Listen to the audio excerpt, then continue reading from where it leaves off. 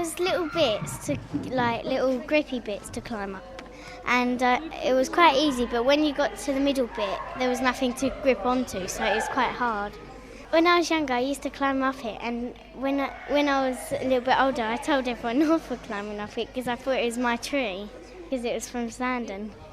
On the trunk, it had this note, and it says, please do not sit on and please do not climb. Well, I remember when my mum had her wedding and she was having her photos done at the tree with my dad. My mum and dad were at the tree together, and I remember the black bench going round it, and they were sitting on that. Well, it was very big and interesting, and I always looked at it, and it was such a big part of Sandon, and now I'm really, really sad that it's gone because it's played a big part in my life. It was so good because it was so big, and it always played a part in Sandon. It was its motto, and there wasn't anything bad about it at all. I remember when I was with Alice, and I was going past it, and I was on my bike, so I always go around there with my bike, and I was looking up at the top of it because all my mates used to climb it, and my brothers and that, so I was walking past and I looked up because they were up on the top, and then I fell off my bike, and it was really funny. And I always take all my mates there. Well, I heard that Alice, my mate, she told me about the tree going down, and I didn't know, and I went over there, and there was all these railing things around it, and the tree was gone, and I was really surprised. What did actually happen to it? It fell down because of all the weather. Yeah, because it was already really old, so they had the big tree trunks to help it stand up. No tree can replace it now, really, because it's been in Sandon so long. There's nothing really there that's as good as the tree. People in my school come round my house. They say, "Oh, it's near the big tree, isn't it?" And I go, "No, it's not there anymore." And they go, "Oh, isn't it?" Because they live far away. It used to be a little walk on Sundays because we used to go around the block, but instead we come down to the tree and had sat round it and looked at it and that. Everyone used to talk about it, and now you haven't heard a word about it because no one's talking about it because it's gone, obviously. Everyone used to be saying, "Oh, do you want to come down the tree?" I'm Reg Bush. I'm the local historian for Sandon. I was born in a house bordering on the village green here.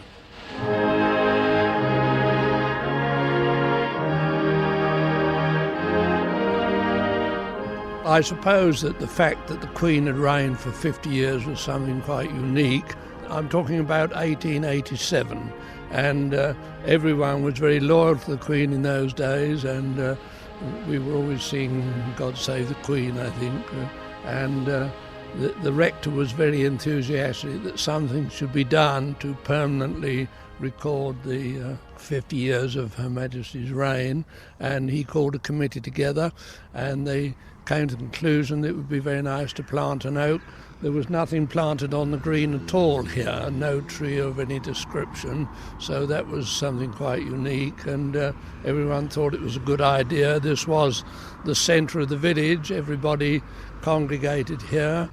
They bought the tree from Mr. Saltmarsh, who was a nurseryman in Chelmsford.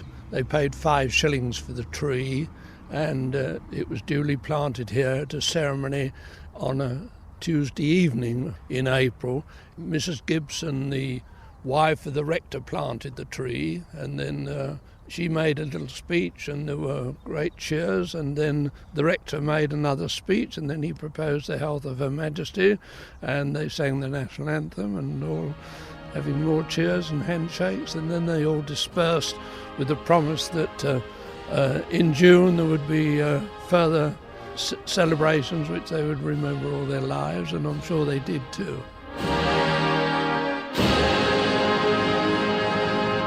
All the men were agricultural workers, and they worked 6 days a week, and the horsemen worked 7 days a week, and the milkmen worked 7 days a week, and so any event in the village would be very rare, and so it would be very much looked forward to, and I'm sure that the whole village turned out.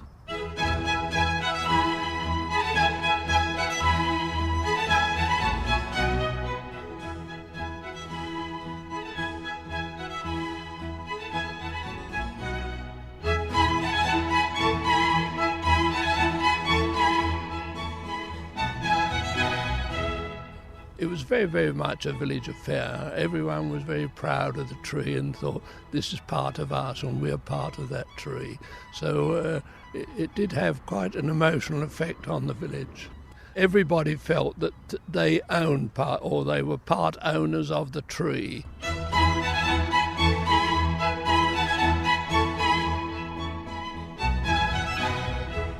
Soon after it was planted, Mr. Stibbard took the top out of the tree, so it didn't just shoot up like a spiral, it grew more like an umbrella, a beautiful shape always, and just like an open umbrella. Stibbard, although he was only a blacksmith and wheelwright, he's a great benefactor to the village, and he took great pride in building this seat, which must have cost him quite a lot. It was a beautiful bit of work. They thought by the time it got to the year 2000 it would have filled the enclosure and would want widening. But as it happened, the tree grew very much quicker than they thought. I think it was about 1940 or something like that, when the tree was only about, less than 60 years old, that they had to expand the seat. And my father did that. There were, at the time, pollard elms all along here, and during the First World War you could climb up into that pollard elm there, you see, and then the enemy would be over here in this Jubilee tree, and you would fight imaginary battles, and we'd pitch our tents on the village green, an old blanket over a pole or something. There was always one or other workman out here, you know, and so if there was anyone up the tree there would be a shout and they would come down very, very quickly. It was really very protected, that tree. It was not to be damaged by anybody. We have a big sign that used to be next to the oak that had a picture of the tree on it. Whenever you drive into Sandon, you can see the tree from quite a long distance. On our way to club, we used to say, right, meet under the tree at this time, and it was when you were like giving directions to people, you always went, right, go to the tree, and then from here, you used to direct them from there. It was always a good focal point, and everyone knew the tree. There's just a big gap where it was. You can see the pub now. You couldn't see it before. We used to go to the pub, and then me and my sister used to go out and play on the green, but under the trees, just running around it, playing it and stuff. And when the tree fell down and they started to cut it up, everyone in the village went and got a bit of the tree to preserve it, like in the memories. And we still have ours in our back garden, just to remind us. Oh, I remember the tree getting hit once by a car, and everyone got up in the morning, and like the logs that used to put in the branches, because it got so heavy, it had actually been knocked down. There was bits of car everywhere. It looked like someone had rammed into it during the night. Well, I think it's quite sad because Sandon is just like not really different to any other village, and that was like the one thing that made it special, because otherwise it's just, you know, the same as any other village anywhere. And now that it hasn't got the tree, then it's just, you know, nothing to distinguish it from anywhere else. If like they do plant like a rare specimen of plant, like big tree, or it's going to be like our children's going to see it grow up, aren't they? So that'll be quite nice for them.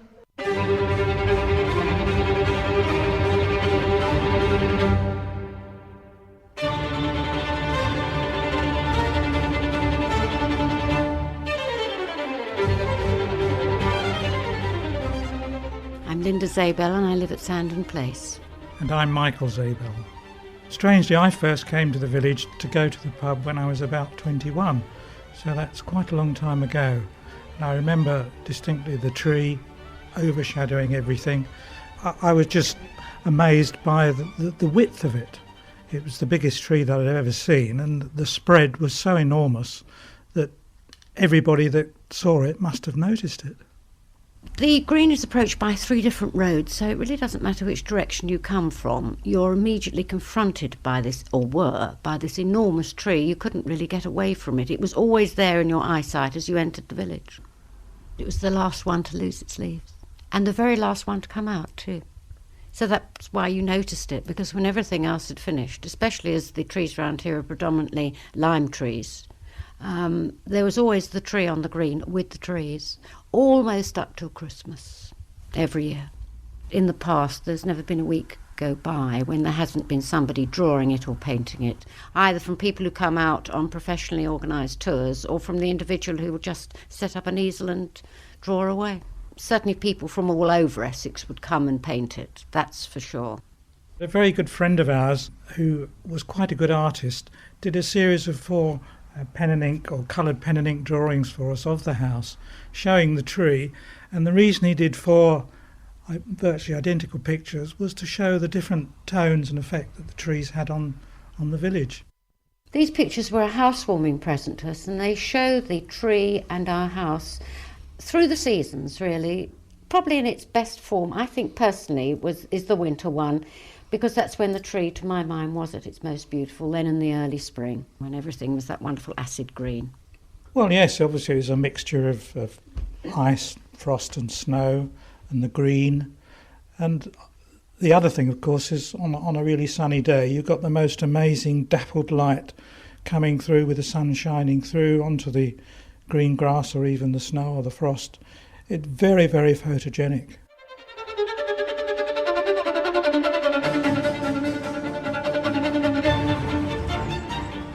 I'm Chris Mann, and I live in one of the cottages surrounding the village green. I think on a personal basis, if our children had parties, springtime or summer, there would always be some fun and games in and around the trees, around the base of the tree and under the tree, hiding and that sort of thing. On another basis, of course, the tree is the centre for everything that goes on in Sandon, whether it be the hunt and bringing their horses down and standing on the green, or the Morris men. It's always there. If you leave your house to go somewhere, there's going to be something else going on that you might not have known about, but it's pretty obvious it's based around the tree. There's not a young girl in the village who's not met someone by the tree, according to the noises and the laughter that we hear from time to time. But it is a natural place because there's a seat underneath it, there's shade if it's very, very hot, or there's protection if it's raining. It is a natural place. We have got a whole new crop of young women with children, and I was speaking to some of them recently, and someone said, yes, I remember doing my courting there, and she's married in the church, so yeah, there's some people locally that did meet their guys and get married, quite definitely.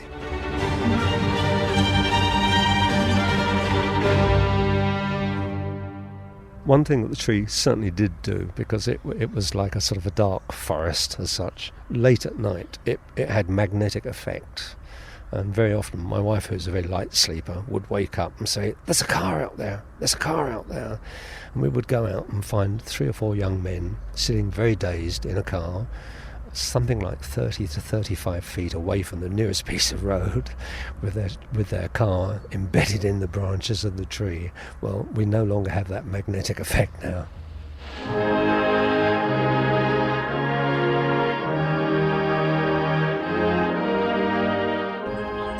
I would think there were 50 children all seated down for tea, so most of the tables would be around the green, adjacent to the tree. That was Queen's last Jubilee, the 25th. The whole of the green was cut off, and there was a whole row of stalls selling things like cakes and wine and hamburgers. All of those are outside each of our houses, and there was a whole party for the children for the day, and there were things like stalls and knock the lady out of bed.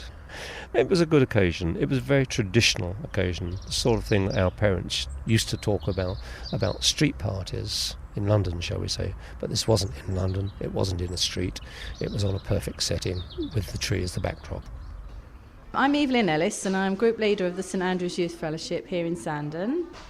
It was the Queen's Silver Jubilee year, and the Youth Fellowship became involved in a production, as we usually do, another production to celebrate the Queen's Silver Jubilee. It was a show that we put on the village green.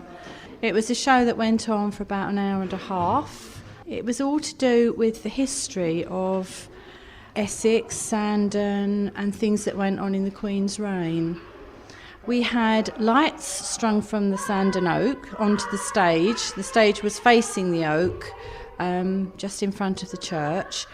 The spectators were on the green, and we had people placed in the tree who actually read out the script to the people who were listening, you know, doing a talk over for the show that was going on stage.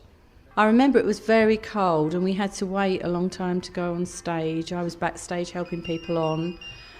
And also there was a massive raffle at the end which took ages and ages and ages because there were sort of hundreds of prizes given out and we were all standing there and it was cold, but we enjoyed it. It was good. And the tree played a big part in that, because if it hadn't been for that we'd have had a horrible looking gantry up there, but we had our people disguised in the tree. But it was very, very useful for our purposes. As I say, the lights were strung up there and the people were actually sitting up in the tree and doing the talk over for the show. It was good. We'll miss that if we do another one next year.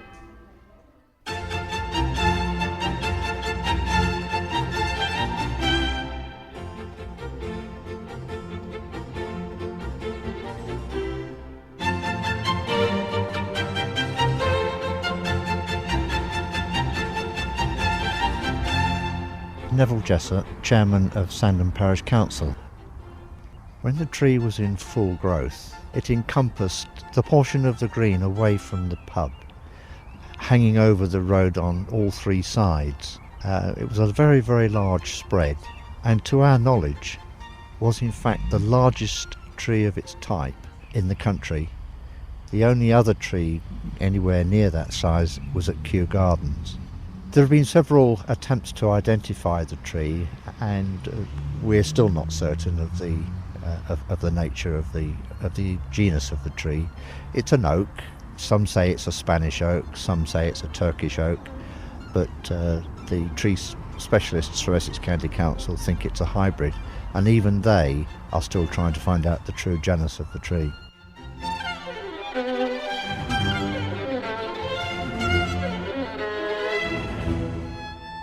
My name is David Edwards. I was on Sandon Parish Council from about 1983 to early 1990s. Well, the tree obviously grows outwards. Now one side grew across the green and therefore was allowed to continue to grow, but the other side grew into the road and therefore had to be lopped on a regular basis, which meant that the left-hand side of the tree became less heavy than the right-hand side.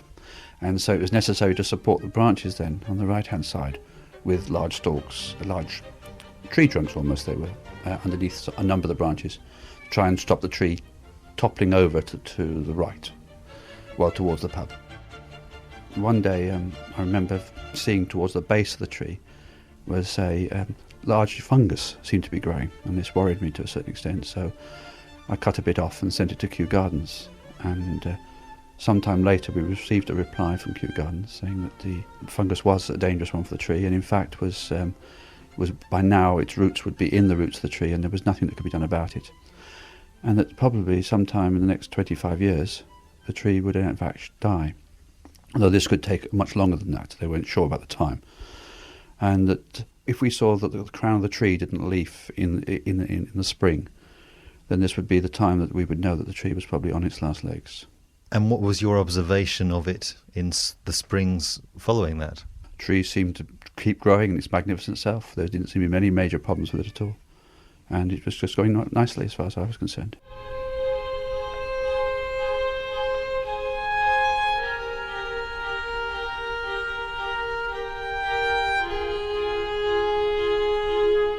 When the tree came down, there was one poor little lost rabbit.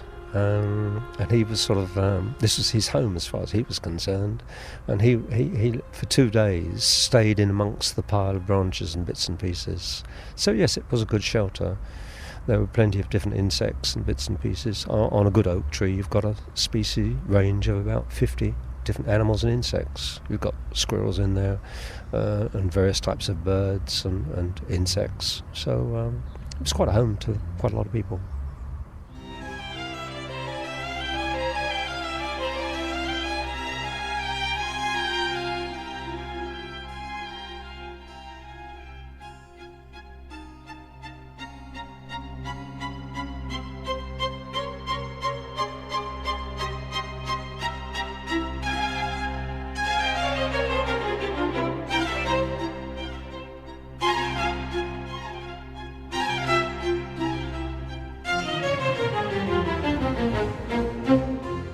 lying in bed reading the newspaper, actually, and I heard a crack, almost like a gun going off. And I looked up out of the window and I watched in slow motion the tree, just one side of it, keel over into the road. It was so slow, you weren't sure you really were seeing what you were seeing. And it was just very, very sad. It was like an old lady toppling over. Just a very, very sad occasion. I knew then that the tree would never survive. People said afterwards, oh, it'll be all right. But I knew that day that it was a goner. We are the nearest in this house to it. And because of the position of our bedroom, I would be the only person who would notice it, because anybody from the back of the village green would probably have not noticed anything had happened at all, because that side was perfect still. So my husband rushed outside in his pyjamas and started to direct the traffic, because there was nobody else around to do it, and it's on an extremely bad bend, and anybody coming round the corner would have hit it head on otherwise. While I dialed 999 for the police to come along and help. I went down there and stood in the middle of the road, just making sure cars slowed down and avoided any incident. But somebody a policeman from the dog school up the road came along and took over, fortunately, because it was a Saturday morning, traffic was building up and it was actually quite dangerous. A few telephone calls, managed to get a tree surgeon down here fairly quickly, and he was able to clear that part of the tree that was across the road. His object was also to make the rest of that part of the tree that had fallen safe. We then called Essex County Council and Chelmsford Borough Council's tree officers, because there is a preservation order on the tree. They came down on the Monday and said yes, they thought that there was a chance of saving the tree, but unfortunately about 4 o'clock Monday afternoon, the big crack, the rest of the tree collapsed onto the green. The whole village was in shock. This tree has been a focal point of the village for many, many, many years. It's only just over 100 years old, and it was a tragedy. People were actually standing on the green outside the church in tears, seeing what had happened to the tree. And there were about 20 or 30 people present when the second part of the tree actually fell. I was heartbroken when I saw the tree go down. I really was. I was actually standing on the other side of the road at Woodhill Road when the second part of the tree broke. And it was quite amazing, because there was a great cry, "Oh no," from all the people who were standing by the church. Well, I can't say that I was in tears, but I was very, very well choked.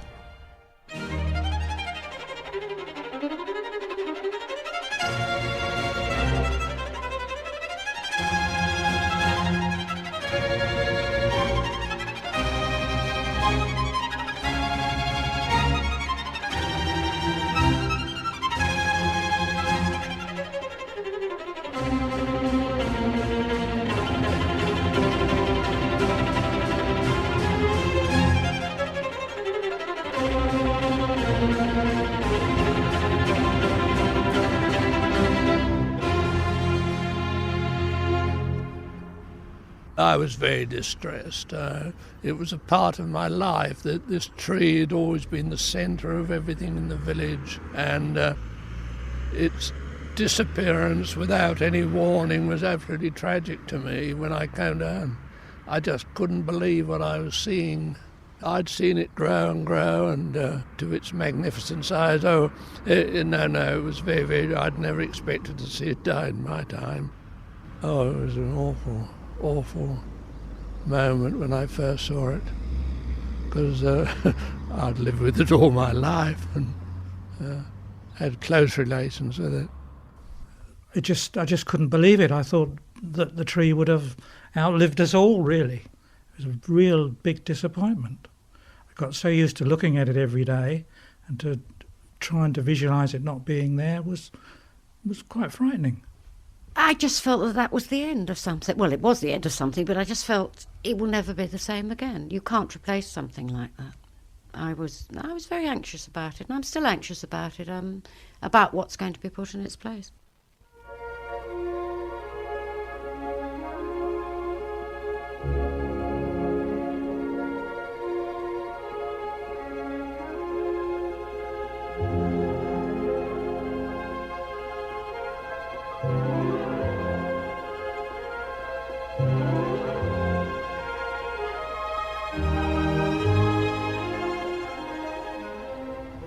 two residents of the parish, the Speakman family and Mr. Ron Ford of the parish, have kindly donated replacement trees to be replanted on the green. We've decided to put 3 trees on the green because the chances of them all 3 surviving are possibly quite remote. But we hope that the green will be big enough. There will be English oaks rather than these hybrids. And of course, over the years we can keep these trimmed so that they don't get too big.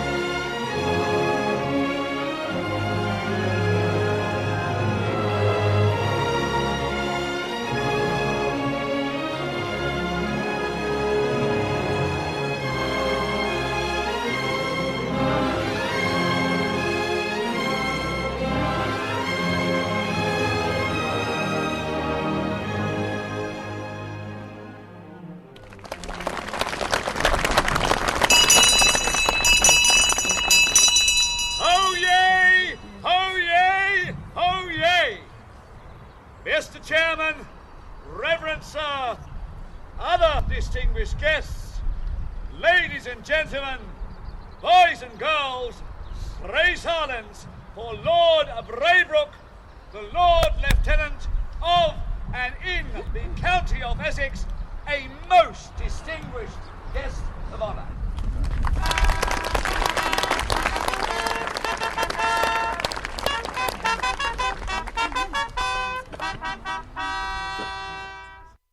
It's wonderful to see you all so many of you here today. Not a very, very pleasant day, but we'll have a lot of fun, I'm sure. And thank you very much indeed for asking me and honouring me with planting this tree. We now invite the Reverend Placer to bless the tree.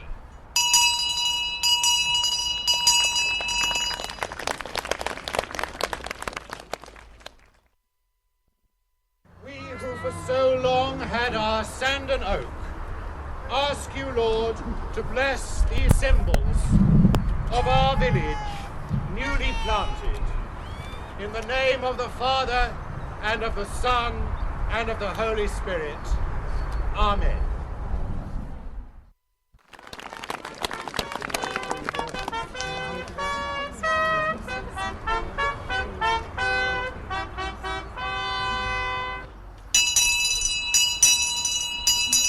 Ho yay, ho yay, ho yay! That concludes the formality of the Queen's Golden Jubilee tree planting ceremony. 3 cheers for Her Majesty, the Queen. Hip hip! Hooray! Hip hip!